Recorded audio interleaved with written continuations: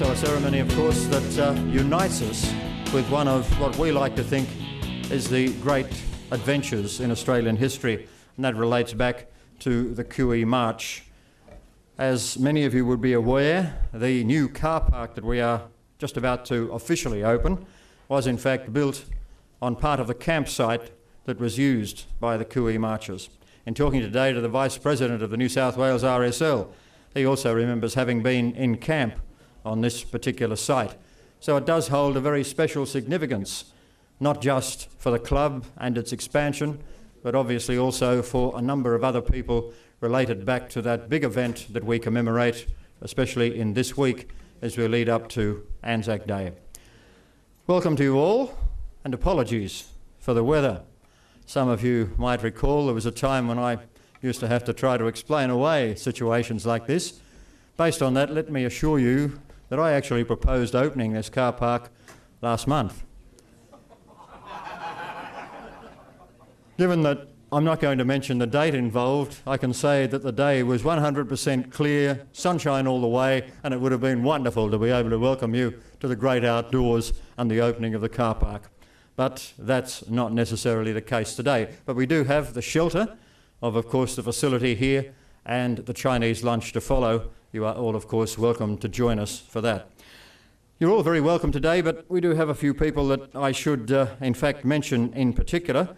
In fact, there are many people to whom I really should say thank you on this particular occasion. And there are some others who perhaps aren't necessarily with us today, but have contributed to ultimately what we are here to celebrate today. I'm certainly grateful to my fellow board members, most of whom are with you today. I'll give them a formal introduction just a little bit later when you have the chance to actually get a little bit closer to them and chat to them, although I'm happy to see that many of you have been doing that so far. My predecessor as chairman and director of the club, Peter Hardgrove, is unavailable to be with us today due to a health issue, but he did call me yesterday and congratulate us on what we've done in terms of creating this new car park, and I was able to thank him, and for that matter to thank other former directors of the club who actually began the process of delivering what we have today. Peter is currently still the president of Leagues Clubs Australia, and on behalf of them he wished to congratulate West Ashfield Leagues Club on what we've done today and what we are doing in terms of the linking of what we've put together to this great event, the Coo-ee March, and the centenary of that, which will happen a little bit later this year. I thank him and also George Grimond, the predecessor as chairman, because they began building what we call our new club that we are able to enjoy today. It's been open now for 12 to 13 years, but it's great to be able to welcome you to very lavish premises, certainly compared to what was here 100 years ago, when of course we had those would-be soldiers lining up to camp for their final stop on the way to Sydney. To our management and staff, headed by the Chief Executive Officer, Simon Cook, I also say thank you, not just for what they've done today, but for their continuing efforts to bring about the car park and, of course, to be able to welcome you as guests today. Special thanks to Michelle Dennington, who's our Community Affairs Manager. She, in fact, has put together the program for today, which I think does a good job of embodying where we're going and what we are commemorating. And I thank too Carol Torrock and also Lena Proscino, the Executive Secretaries, who gradually have made you all welcome either by telephone or actually physically here today. In anticipation too, I would like to thank, ahead of their speeches today, the President of the Gilgandra RSL sub-branch, Bruce Horwood, and also the President of the Ashfield RSL sub-branch, Kevin Connolly, and our political contributor for the day, and that's the Mayor of Ashfield, Lucille McKenna. I also see in the crowd other members of the Ashfield Council. We are certainly very pleased to be able to welcome you on this occasion, because of course we did have to deal with the council one way or another through the construction of the car park. A special welcome to John Haynes, the Vice President of the New South Wales RSL, who's joined us on this occasion. He's the man I mentioned just a moment ago, who actually had been into camp on this particular site. Special thanks to all of you for coming, and I think if you've needed perhaps a change of shoes today, it's probably only been as a result of the weather. Times are a little bit different for those who were part of the Coo-ee March, of course, almost a century ago, and a book that I'm about to refer to, the Coo-ee March, written by John Meredith, tells the tale of numerous shoe replacements that were made along the journey of 320 miles all the way from Gilgandra to Sydney. By the way, they also battled their share of inclement weather too, and that's contained in that particular book. I'd also like to note today the appreciation that we all extend to fellow director Rick Wade and also Mr. Ben Fisher, who is with the West's Archives, who actually took a major role, along with some people in Gilgandra, in presenting what we'd have loved to have been able to unveil today, and that is the rock out the front of the club. It's a basalt rock, and it will house a special plaque that will commemorate in a very public way the Coo-ee March held almost a century ago. It'll bring to the fore a message which has been carried on a smaller plaque, which is currently at our neighbouring Ashfield Boys High School premise, but it's not all that easy to get access to that, so now we have a prominent memorial honouring a part of Australian history and, of course, celebrating what we are here to do today. This club, of course, is very proud to be opening this car park, and, of course, we would also like to congratulate those who were responsible for building it, the team from James Clifford Constructions, and I'm happy to see that a couple of their people are with us on this occasion as well. But in naming the new structure in honour of those who visited this site as their last resting place before moving on to their final recruitment destination of Martin Place, we are, of course, reviving those memories of the Coo-ee March. We're doing it at a very special time because this particular week, as we all know, is a week that leads up to the centenary of the Gallipoli landing, a very important aspect for Australia and Australian history, and of course a time when many lives were lost. I think given the proximity of that occasion, and given the fact that we are linking, as we are, to the Coo-ee March, I would like you just to pause for a moment, and perhaps those who are sitting to also stand, for a moment's reflection on the lives that have been lost in conflict over the years, including those, of course, who have been linked at one time or another to all of the people gathered here today, and of course to our club members.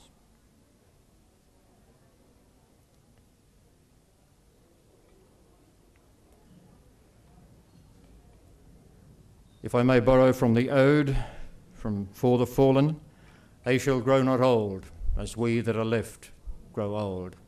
Age shall not weary them, nor the years condemn. At the going down of the sun and in the morning, we will remember them, lest we forget. Thank you, ladies and gentlemen. Please be seated. As mentioned, much of what I'm about to say actually comes from the pages of that book, The Coo-ee March, written by John Meredith and presented to us from the Gilgandra Coo-ee Heritage Centre. It was written in 1981, which was the year following the death of the last survivor of the marches. He told how it all began over a friendly meeting for a smoke between a couple of brothers in Gilgandra. They were the Hitchin brothers, Bill, who was a plumber, and his brother Dick, who was a butcher. It came at a time when much-needed military recruitment for World War I had actually fallen off. That had happened in the wake of the Gallipoli campaign and the enormous losses that we had suffered. The two brothers determined that a 320-mile march from Gilgandra to Sydney would be a major boost towards recruitment. They gathered some help from others, and Bill became known as Captain Bill. He was considered the leader of the march when it set out on October the 10th of 1915 with 26 original starters as it moved along Bridge and Miller Streets in Gilgandra. They were the first who reacted positively to the bird-like call of coo-ee, two strong notes that would carry a long way when echoing through isolated country. The call, used originally by Aborigines to attract attention, would officially lure 263 men by journey's end in Martin Place in Sydney on the 12th of November. There was little official support at first, but that gradually turned around. The Army decided during the course of the trek that they would begin paying those who were fit enough to pass for muster in the parade that made its way to Sydney. I think officialdom was probably moved by two factors. First, of course, the growing number of would-be recruits, and possibly more importantly, by the enormous enthusiasm that was shown all along the way as they were greeted in towns large and small, and overwhelmingly, of course, at their conclusion in Sydney, which is covered in your program today, a very stunning picture. Sadly, the captain, Bill Hitchin, whose age was put down, by the way, and not up, as was the case for so many others, including our last surviving Anzac, Alec Campbell, but he never made it to the front line, Bill Hitchin. He died in a London hospital on the 3rd of September 1916, aged 44, according to some reports, but probably more likely 51, as has been recorded in some conflicting reports. Letters from one who nursed him are contained in John Meredith's book. It also tells the brave but very sad story of the Hunter family. 2 Hunter boys died at Gallipoli in August of 1915, and their third son, called Bill, who was the youngest member of the family, learned of their deaths as he read a letter from his mother while he was at Orange as part of the Coo-ee March. Young Bill was recorded as shedding tears, but he decided to soldier on. His mother, Annie Hunter, travelled from Redfern to Parramatta when the march arrived there some time later to encourage other men to join, as she said, and I quote, to give to the cause of the Empire. Dare I say, that was very much a call to arms in World War I. It possibly would not be accepted in quite the same way in this year of 2015. The 2 older Hunter boys died at Gallipoli in August of 1915, and they were part of the 18th Battalion. And herein lies a very special connection to our gathering today. That unit also bore a sad loss for the Western Suburbs Magpies, so strongly supported by West Ashfield Leagues Club through the 60 years in which we've been in existence. George Duffin, who played fullback for the Magpies in their first ever match against Balmain at Birchgrove Oval on Easter Monday, the 20th of April in 1908, was killed, possibly alongside those very boys, on August the 22nd of 1915. Their deaths, amid others of the 18th, came in action that reminds us very sharply that Gallipoli was a long, long way from being over and done on what we call Anzac Day. Aged 29 at his death, Duffin had been just 22 when he played 7 games in that first season for the Magpies. He then went to Brisbane. He played in a test match. He came back to Sydney and enlisted for the army at Liverpool, and he didn't return. I'm indebted to Ben Fisher, a volunteer serving in our archives, for producing these details, which were also chronicled for the Sydney Morning Herald some 4 years ago by former Magpies coach and rugby league journalist Roy Masters. Roy quoted distinguished World War I historian C.E.W. Bean as noting that the men of the 18th, and I quote, came to the tired and somewhat haggard garrison of Anzac like a fresh breeze from the Australian bush. Think about that. That line about the bush surely takes us back to the event which we are linked to on this occasion, and which will be reenacted for the second time in history with a march from Gilgandra to Sydney to take place in October-November of this year. Let me assure you, those who take part in that reenacted march will be very welcome here at West Ashfield Leagues Club, where they will enjoy facilities, I guess, beyond the belief and the dreams of those who first camped on this site as part of the original march.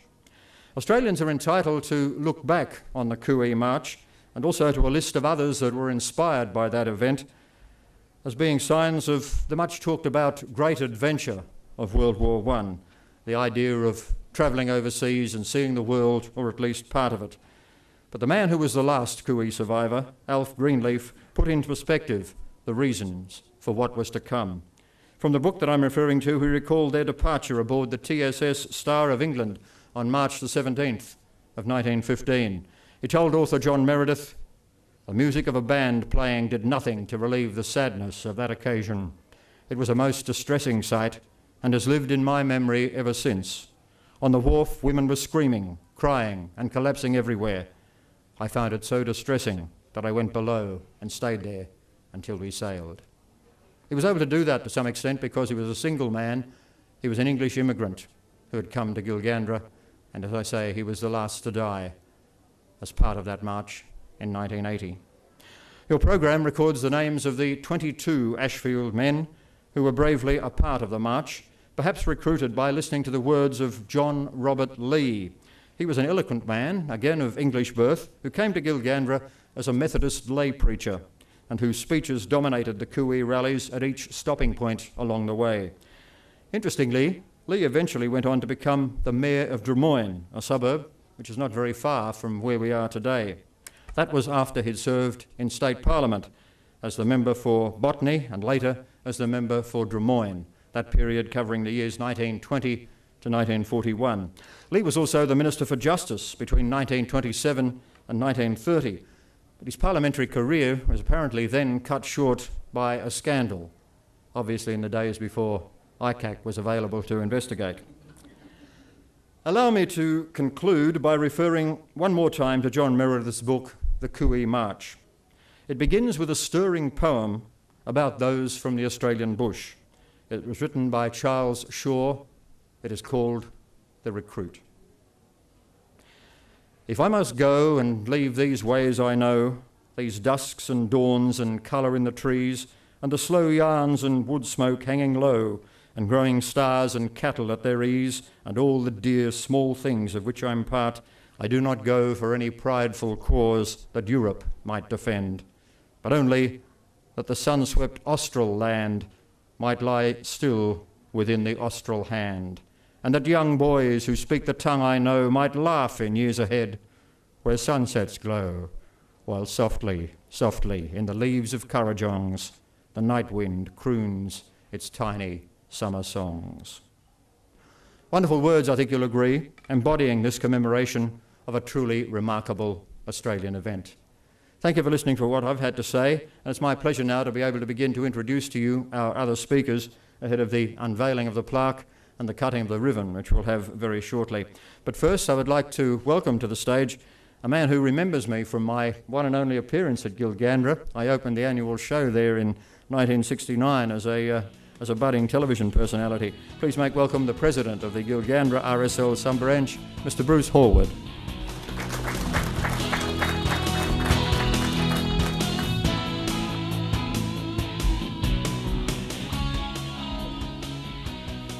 Thank you, Mike. I do remember you quite clearly coming to Gilgandra to open the show, and saw you many times before that on TV.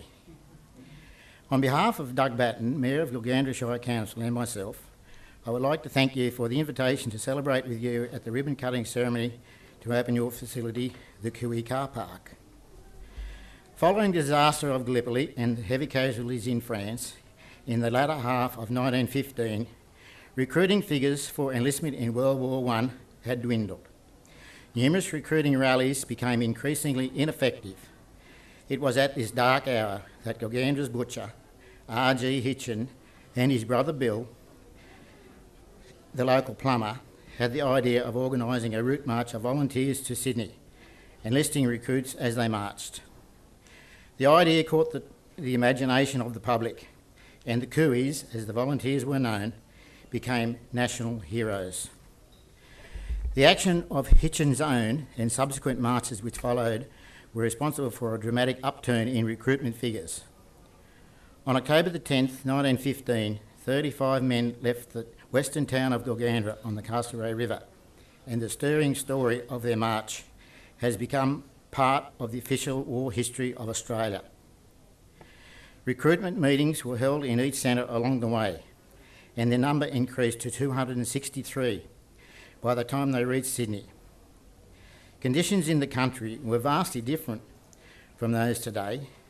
The unsealed roads were dirt, or perhaps in a town, crushed stone or blue metal. Considered against this background, a march of 320 miles over those rough roads was a much greater undertaking than it would be under today's conditions, along with the feats of cooking, transporting and servicing the food provided for the Coo-ees at each camp place. When they arrived in Sydney, the immense crowd stretched from Newtown to the Sydney Domain to welcome the Coo-ees at the end of their historic march. The Coo-ee marchers marched to Central Station and travelled by train to Liverpool Army Camp for their military training on March the 8th, 1916. On March the 8th, 1916, they boarded the TSS Star of England and set sail for the war. The 1915 Coo-ees were kept intact until they arrived in Egypt. When the Coo-ees arrived in the ancient land, one of the diggers already there called out, "Who are you blokes?" Came the proud reply, "We are the Coo-ees." The war continued till 1918. Unfortunately, a large number of these men did not return. The memories of them will stay with us forever. A reenactment of the Coo-ee March was held in 1987, following the same route as the original Coo-ees.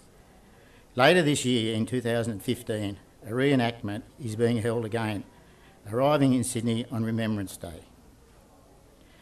Once again, thank you, and we wish you well with your new facility, the Coo-ee Carpark.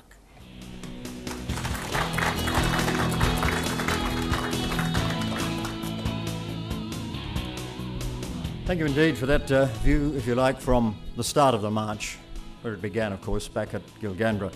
Let's move now to someone who'll speak for the final stop along the way, and that was, of course, right next door to where we are today here at Ashfield. It's my pleasure to be able to introduce to you now the President of the Ashfield RSL sub-branch, Mr. Kevin Connolly.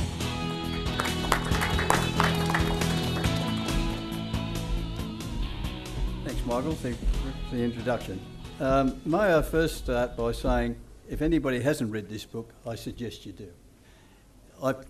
When I got it, I picked it up, couldn't stop reading it. It's a very good history lesson, and I would ask everybody who can get the opportunity to read it. In relation to the depot, which is across that ground over there, not more than 100 metres from us, there is a monument. That monument was put there in 2004 following the demolition of the depot. The depot was built around in the late 1800s, and it was there for many years until 1973, where the last unit moved out. The Coo-ees arrived here after a long, hard day, and it says in this book by John Meredith, if I may quote or may read from it, is the fact is that the report on Thursday, the 11th of November, the march to Ashfield was the longest 10 miles covered, with the Coo-ees sweating in sultry heat, choking dust, and literally fighting their way through large crowds who came out the streets to welcome them.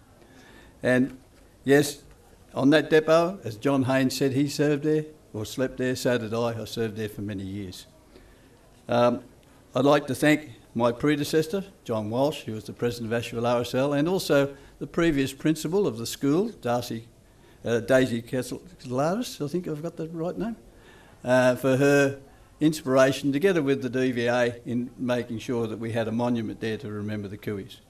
I can say today that I've had discussions with the Mayor of Ashfield, also the current principal of Ashfield Boys High School, also the club, in relation to try and arrange for that monument so we can have it shifted to a new location so people can see it. At the present time, it's located within the school grounds and it's very difficult to get to. So hopefully before the reenactment comes in October this year, in 7 months' time, we hope to be able to have that monument there, which will also reflect that the Coo-ees did stay here on a very valuable site here at Ashfield, which we can all remember. Thank you very much.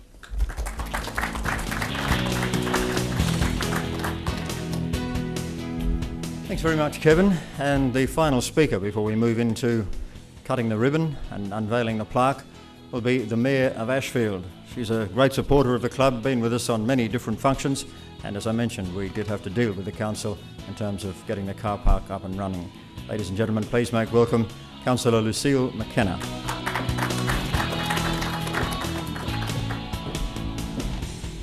Thank you very much. Firstly, might I acknowledge the Aboriginal owners of the land on which we meet and pay my respects to their elders past and present.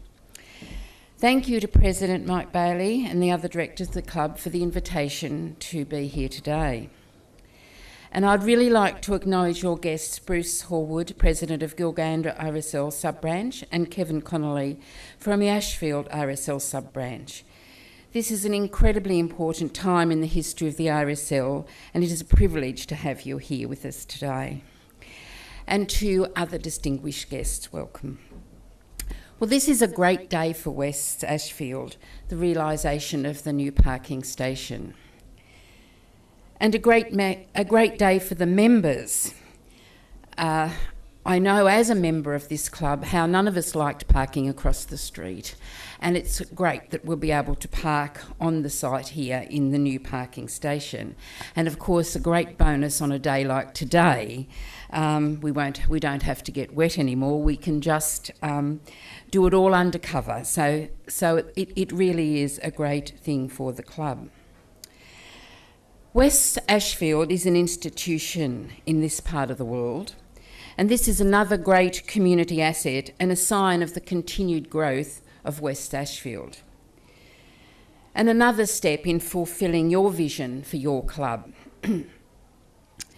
This club has a proud place in this community with many partnerships and relationships which extend well beyond their contractual or legislative requirements, and I thank you for that. You are indeed a great participant in this community and a great corporate citizen. From Ashfield Council, thank you for your ongoing support and sponsorship of council events and our Ashfield community. Congratulations to all those involved in this development, the board for their vision, the architects, the builders, and of course your staff, CEO Simon Cook and his team. And lastly, Michelle Dennington for today's organisation in these challenging weather conditions. Thank you very much and have a great day today.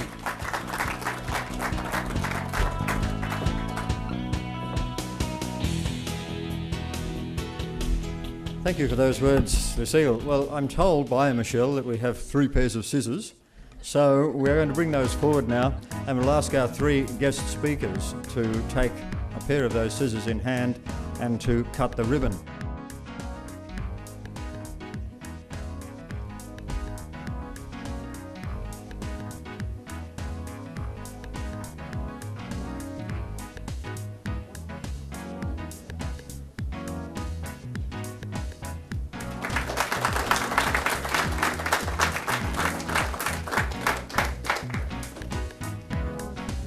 And therein lies the plaque. The wording for the plaque is in fact in your programs today, and it does commemorate exactly what we have been talking about in the speeches today. It says Coo-ee Carpark opened in 1915, commemorating 100 years since Ashfield contributed 22 men to the Coo-ee March, which rested near this site on the 11th of November 1915 on the trek from Gilgandra to Sydney for enlistment in World War I.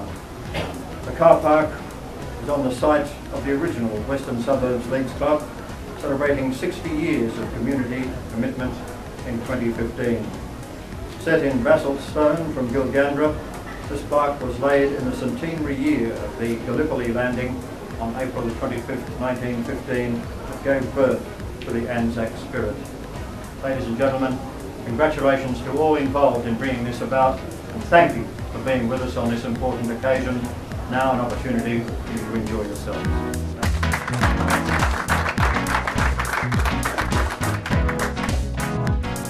Okay. Now, to know us all, let's get together and have a good time. Thank you.